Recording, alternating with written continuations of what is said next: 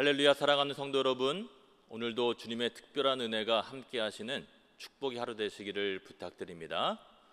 오늘은 작은 자가 되는 믿음이라는 제목을 가지고 함께 은혜의 말씀을 나누도록 하겠습니다. 본문은 마가복음 9장 30절에서 37절의 말씀입니다.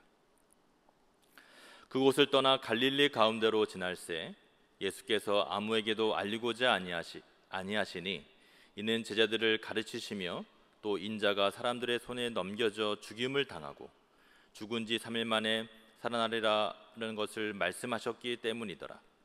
그러나 제자들은 이 말씀을 깨닫지 못하고 묻기도 두려워하더라.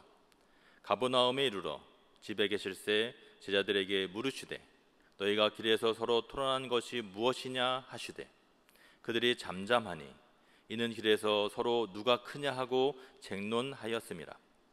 예수께서 앉으사 12 제자를 불러서 이르시되 누구든지 첫째가 되고자 하면 무사람의 끝이 되며 무사람을 섬기는 자가 되어야 하리라 하시고 어린아이 하나를 데려다가 그들 가운데 세우시고 안으시며 제자들에게 이르시되 누구든지 내 이름으로 이런 어린아이 하나를 영접하면 곧 나를 영접하며 누구든지 나를 영접하면 나를 영접함이 아니요 나를 보내신 이를 영접함이니라.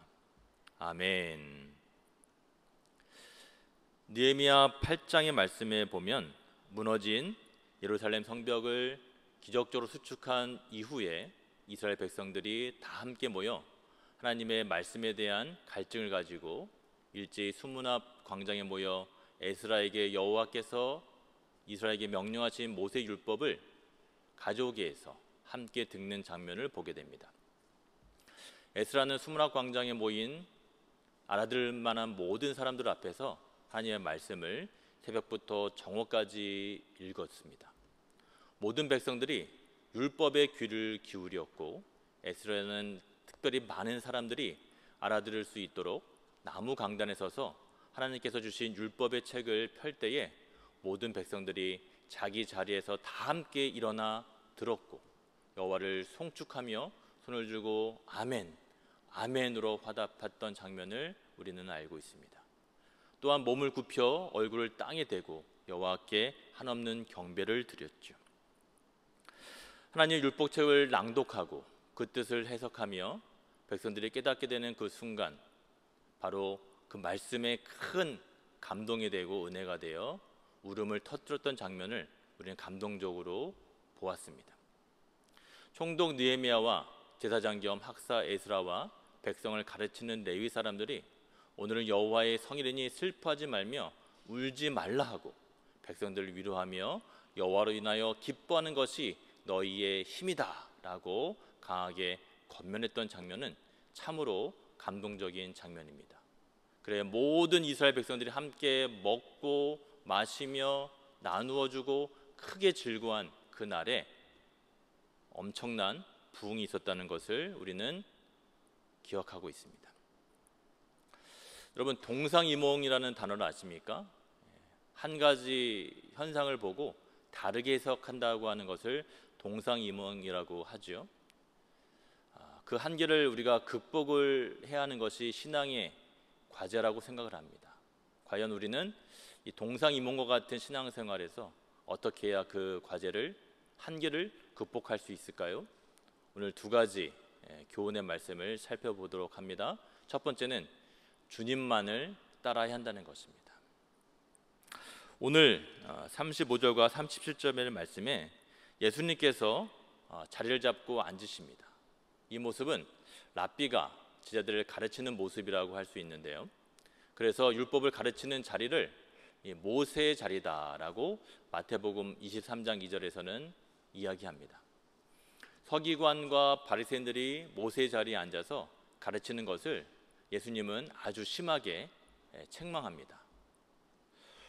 모세가 증거한 것은 예수 그리스도의 모형으로 우리가 이해를 합니다. 그런데 율법을 가르친다고 모세의 자리에 앉아서 무거운 짐을 사람들에게 지우는 율법적인 신앙을 가르치는 자신들의 손가락도 움직이지 않는다고 하는 그 모습에 이들이 얼마나 높임을 받으려고 하고 섬김을 받으려고 했는지에 대한 부분에서 예수님은 책망했던 것입니다. 그래서 어느 자리에 가도 높은 자리에 앉으려고 그들은 하였고요.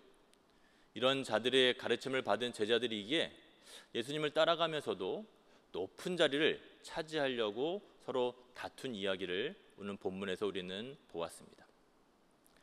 예수님은 이런 제자들에게 하나님의 나라가 어떤지 말씀하고 계십니다.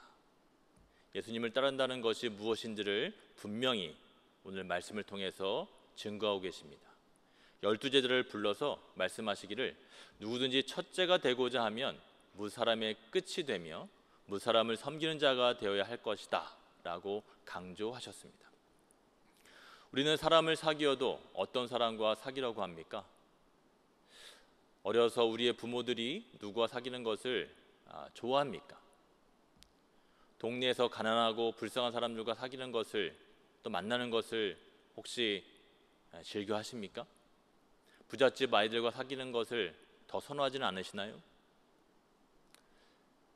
어찌 보면 우리나 본문에 나오는 제자들이나 예수님을 따라가는 것은 서로 높은 자리를 차지하려고 따라가는 우리의 본능이자 욕심, 그것이 우리 내면에 있음을 우리는 잘 알아야 하고 반성해야 할 것입니다. 그런데 오늘 본문에 나오는 예수님께서는 어린아이 하나를 데려다가 그들 가운데 세우시고 안으셨습니다. 그리고 제자들에게 말씀하시기를 누구든지 내 이름으로 이런 어린아이 하나를 영접하는 것이 나를, 즉 예수님을 영접하는 것이며 예수님을 영접하는 것이 예수님을 보내신 그 아버지 하나님을 영접하는 것이라고 강조하십니다.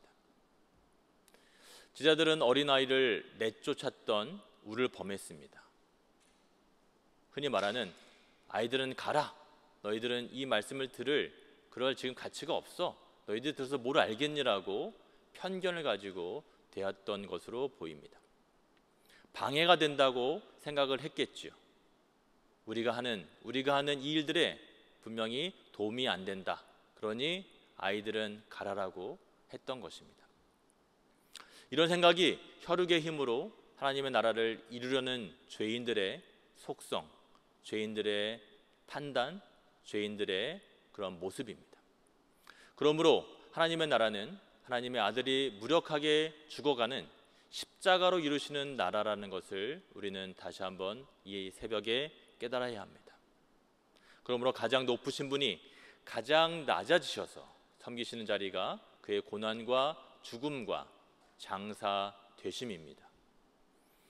그 낮아지심으로 죄와 사망 안에 갇힌 우리를 끌어안으시고 부활로 함께 일으켜서 하늘에 앉히시는 일이 그의 죽음과 부활 사건입니다. 일에 부름을 받은 자는 높아지려고 주님을 따르다가 낭패와 실망을 당하기도 합니다. 결코 세상의 높아짐이나 영광을 받는 일이 아님을 우리는 잘 알아야 하겠습니다.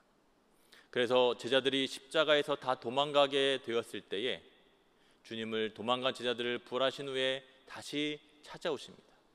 그리고 승천하셔서 성령을 부어주시니 그제야 예수님을 믿는 것이 무엇인지를 정확히 알게 된 모습이 제자들의 모습이며 또한 우리의 모습임을 깨달으시기를 부탁드립니다. 두 번째 주시는 교훈은 섬길 줄 알아야 한다는 것입니다. 브룩스라는 성서학자가 있습니다. 오늘 37절에 영접한다고 하는 것을 주의 깊게 살펴본 학자인데요. 영접한다는 것이 관심을 보여준다, 살펴준다, 친절하게 대해준다는 의미로 설명하고 있습니다. 예수님의 이름으로 그렇게 한다는 것은 예수님께서 하시듯이 한다는 뜻이고 예수님의 이름을 위해서 그리고 그리스도인으로서 그렇게 한다는 뜻입니다. 소외된 자들과 억눌린 자들을 받아들이는 것은 하나님과 예수님을 받아들이는 것을 의미합니다. 하나님 나라에서의 위대함은 지위가 아니라 섬김이 있다는 것을 특별히 강조하고 있습니다. 하나님은 지금도 끊임없이 우리 각자에게 필요한 말씀들을 공급하시기 위해서, 부어주시기 위해서 이 새벽에 우리를 깨우셨습니다. 그리고 우리의 반응을 기다리고 계십니다. 말씀 앞에 앉아 기다려 시간을 드린 만큼 하나님께서 보상해 주실 줄 믿습니다. 말씀 앞에 시간을 들이고 잠잠히 고요히 서 있으면 내 인생을 흔들고 내 삶의 모든 문제를 깨끗하게 잠재우고 근심과 두려움에서 벗어나 진리 안에 자유케 하시고 소망으로 인도해 주시는 그 하나님의 놀라운 은혜를 힘있게 될 것입니다. 내 입의 말과 내 마음의 묵상이 주님께 연락되는 저 여러분 되시기를 간절히 주님의 이름으로 축원을 드립니다. 기도하겠습니다. 주님을 따라가게 하여 주옵소서. 오직 주님만을 만나게 하여 주옵소서. 섬길 줄 아는 우리 모두가 되게 하여 주옵소서. 그리하여 높은 곳을 지향하는 인생이 아니라 주님 바라보며 섬김과 배려의 삶을 실천할 수 있는 우리 모든 성도님 되게 하여 주옵소서. 이 모든 말씀을 예수님 이름으로 간절히 기도하옵나이다. 아멘.